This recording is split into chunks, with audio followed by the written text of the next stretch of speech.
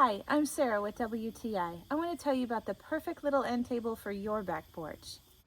This little table is just perfect, and it doesn't matter if I have it on my front porch, my back porch, or out by my fire pit. It's going to be great. It's the perfect height for me to put my coffee on in the morning and just relax and play on my tablet or listen to the birds sing.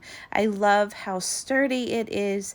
I've had it out on my back porch for a while now, and it doesn't matter whether it's blazing heat with the sun or wind or thunderstorms. This thing is going to hold still, and I love that. It's pretty lightweight, so it's easy to move around, but it's still very sturdy and well made. I love the black color. It looks so beautiful, and it complements my furniture very well.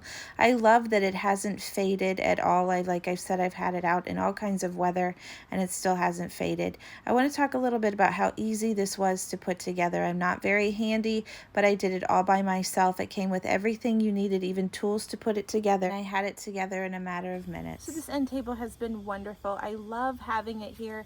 It gives my back porch a little pick-me-up, and it also holds my coffee. So what else could you ask for? But that's just my point of view.